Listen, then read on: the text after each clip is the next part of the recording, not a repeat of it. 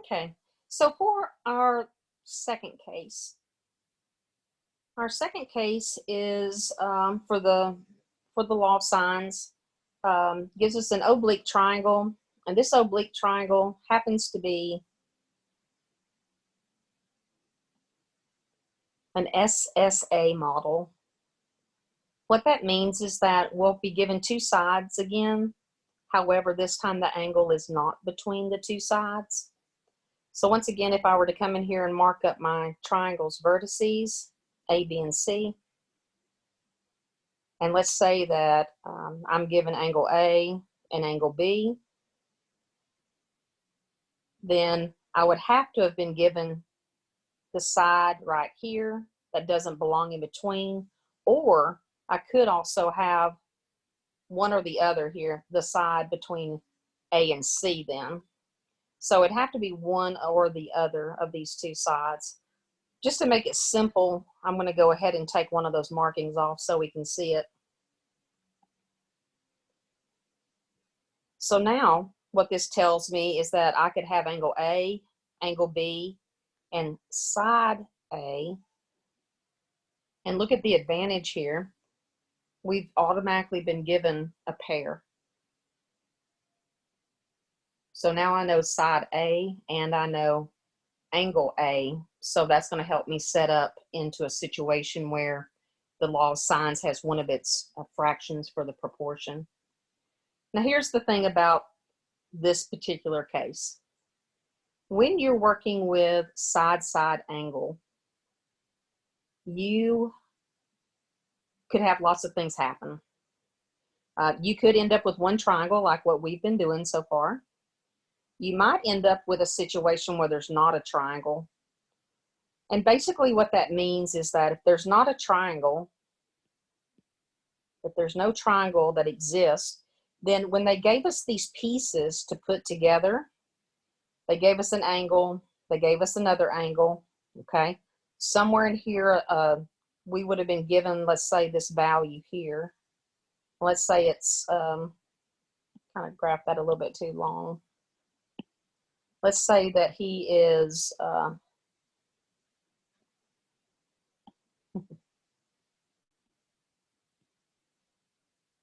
maybe about like this long, okay? Well, for this angle right here to actually measure like it needs to, his side's going to have to go out like this somehow. But we've been given this side, and he's only this length. Well, you can see that it's not going to close up to make a triangle. So if we had protractors and we were graphing these angles and so forth on paper, we might be able to tell without any type of algebraic or geometric proof that there's not a triangle. In another case, you might actually end up with two separate triangles. And when we end up with two triangles, basically what's happened is the given information, remember we're given two angles with a non-inclusive side is what it says. Well, one of the triangles might start off looking like this, something that we're kind of used to looking at. Remember, we're given this piece of information, this piece of information, and this one. If you were to try to put these pieces in a different type of arrangement, it could possibly end up that you and I have an oblique triangle as our second triangle. This would have been our given, this is our side, and this would have been our other given over here. So there is a chance you might end up with two triangles. All right, so what I've got is I've got three different examples to kind of show you what happens in all three cases then. Again, I've put in your notes here that the ambiguous case, which only comes from side-side angle triangles, your answer to this might have no triangle, it might have exactly one triangle, or it might have two different triangles that we have to find, or what we call solve. So let's look at this first one. It says solve the triangle where you know that angle A is 50 degrees, side B is 8, and side A is 5. So this is definitely the angle. This is a side. This is also a side. You can also see in here that if we were to go and kind of draw this out, a 50-degree angle is the one that I'm given. So I'm going to assume it looks something like this. There's a 50-degree angle. I'll call that A. I know that across from there, let me go ahead and join this way. Side A is equal to 5. Wherever you want to put B, you can. I'll probably put B up here just to start off and see what happens. Across from angle B is side B, that's 8. And so the information that I don't have any information about again will be angle C and side C. So let me change their color real quick. I'll have to go and find the value of C. I'll have to find the value of angle C, and I also need to find the angle value for angle B. So those are the 3 things I have to go and find. Well, with the SSA model, you're always going to be given a pair of information to get started. And so if you take a look here, we know that the sine of 50 degrees is across from 5. Now, I don't have another angle, but I do have their opposite sides. So let's say that I want to go and find either angle B or angle C. Let's look at angle B and angle C real quick. Angle B is across from a side that's measuring 8. What that tells me right now is that angle B is definitely going to be bigger than angle A. That's a guarantee. When I look at angle C across from side C, I really can't tell too much information from it. All I know is that it's going to be an acute angle. That's about all I can tell you. So let's go ahead and work with B, angle B, because we don't know any information about angle C or side C. So let's just stick with what we know. And now for the first time, we're actually solving for an angle. So when we go through the arithmetic, we'll have 5 times the sine of B is equal to 8 times the sine of 50. We'll divide both sides by 5.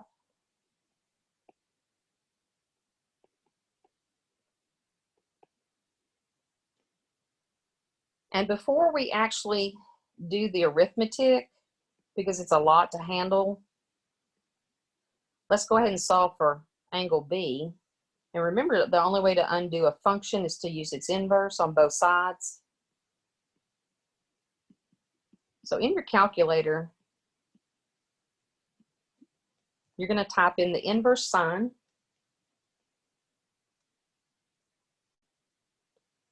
You're going to have 8 times the sine of 50.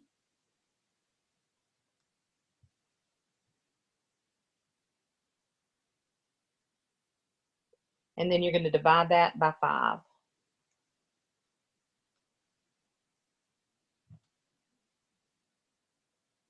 Now, if you get an error message, that just means that it was the way that it was typed in.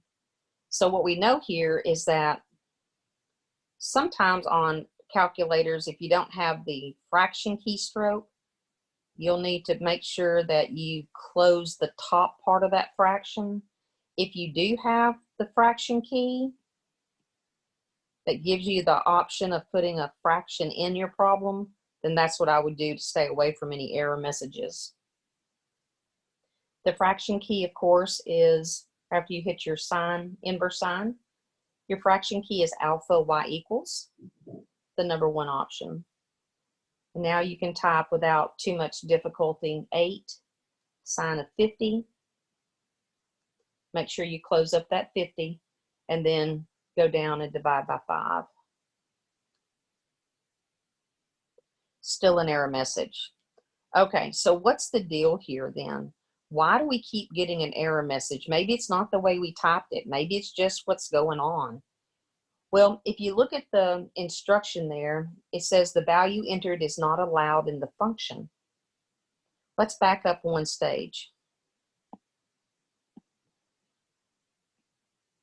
Go into the calculator and tell me how big is the value, just without using any of your functions. How big is 8 sine of 50 degrees divided by 5?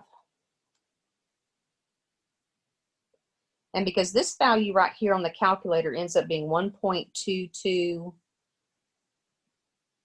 blah, blah, blah, right? It just keeps on going. What's wrong with this statement?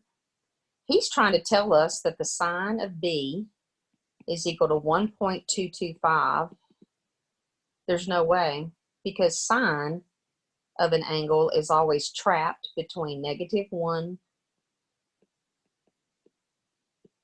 and 1.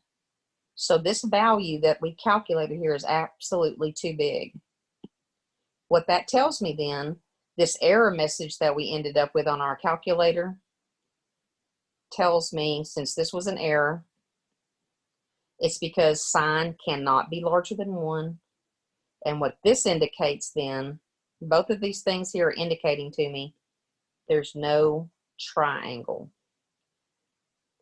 There's no way for us to have a 50-degree angle, a side of 8, and a side of 5 and make a triangle. There's no way. For the next example, you'll notice once again we've been given an SSA model. And with that SSA model, you can see here that angle B and side B have been given to us. So that's a real nice pair. Once again, if you're not too sure if you have a side-side angle, because we won't actually tell you that, we'll just tell you to go solve something, then you can definitely go and graph it. This is our 35-degree angle. We'll call that angle B. Then somewhere out here is side B, which is 5. I can pick either one of the other vertices. I'm going to pick A. So side A is 3, and this will be angle C right there and side C. Let me change colors for the ones that we want to actually go and find. And we need to find the value of side C, angle C, and angle A. Start off with what you know is a pair of information for the sine, for the law of sines. And so what we know for sure is that the sine of 35 degrees is compared to side of 5. We were also handed that side A was 3. So let's use information about A. Well, I don't know what the angle A is actually going to measure to be. So again, we're off to find an angle. So as we're going to find this angle and you cross multiply, you'll end up with the sine of A is equal to 3 times the sine of 35 degrees over 5.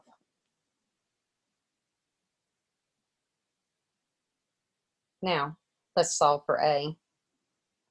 Here this tells me that if I want to find angle A, I'll use the inverse sine of 3 sine 35 divided by 5. Now again, be careful when you put it in your calculator. If we get an error message, one of two things could be happening. Either we typed it in wrong or a triangle doesn't exist. It's one or the other. The easiest thing to do here, y'all, if you have the alpha y equal to fraction key, that's what I would use. That way it keeps all the numerator together. So 3 times the sine of 35. In the denominator you have a 5. Hit enter. And with angles, we're going to go ahead and round to 1 decimal place. So this is going to be 20.1 degrees. Make sure you put degrees on it. So here is angle A.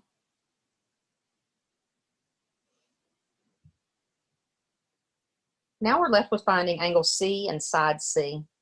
Again, the Pythagorean theorem does not work here because this is not a right triangle. SOHCAHTOA does not work here because it's not a right triangle. So what we're going to have to do is we're going to have to go in here and try to figure out how big is angle C. Now, technically, you and I should use the value that you see on your calculator from your last calculation to find angle A. We could store it since it's on our calculator right now. We could actually just say, well, the value of angle A on the calculator, I'm going to add to that 35 degrees. So if I add 35 degrees to what I have on my calculator, I can take this value now because I'm looking for angle C. Those should equal to 180. So now I'm going to subtract what's on my calculator from 180. So 180 minus, and you can go back up there and grab, you should have 55.129 on your calculator. This tells me that angle C happens to be obtuse. It's 124.8703.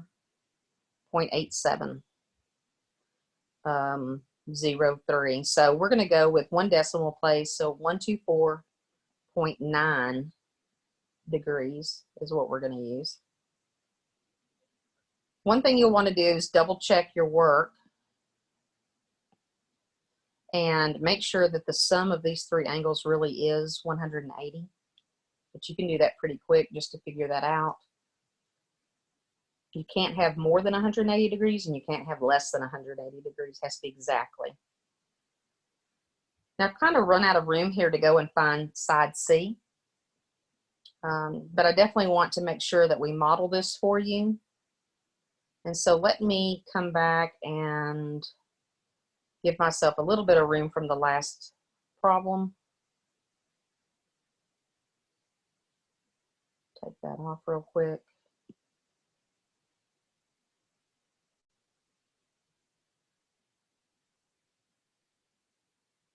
Okay. So now you and I need to go and find angle C. And so angle C was 124.9 degrees. We're going to go and find side C. I'm going to go back and I'm going to use the same example setup that I did before. I was given angle A was 35 degrees. Side A was 5. I'm sorry. Angle B was given to me as 35 and side B was 5. And that's going to equal to, I want to find side C. So side C is what I'm going to solve for.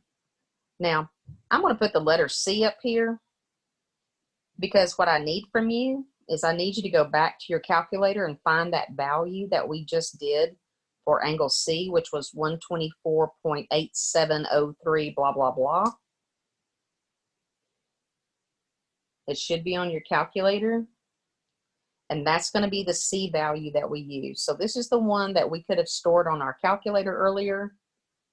You don't want to use rounded values for anything. So this one here I would have stored in my calculator, and then I would recall it right here. To get the angle value to come back up, we'll just use second store, which is the recall key, second store. When I go and solve for side C then, side C is going to end up being 5, sine of the C that we're going to recall, and divide that by the sine of 35 degrees. I'm going to go ahead and store my value in for angle C. It's the last thing on my calculator. So I'm going to store, and I'm going to go alpha C, just so I can remember what that was. And now to do my work, I'm going to type in the fraction status, because in order to find side C, I'm going to use 5 sine. And in order for me to get the C value here, I'm going to hit second store, second stow, which is the recall key.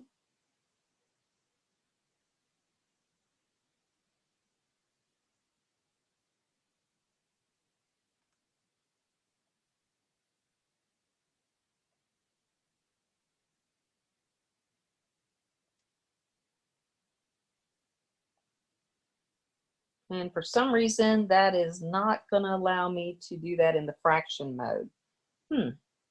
Okay, well, that's interesting. So maybe I won't use the fraction key. What I'll do instead is I'll use 5 times the sign of my recalled value, second store. You want to call up the value of C now. So this would be second stow alpha, and I stored mine in C. So alpha C.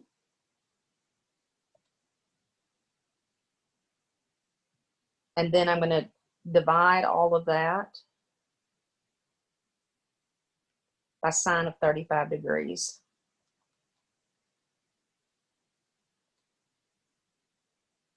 The value I get for C here happens to be 7.15. 2 decimal places for sides.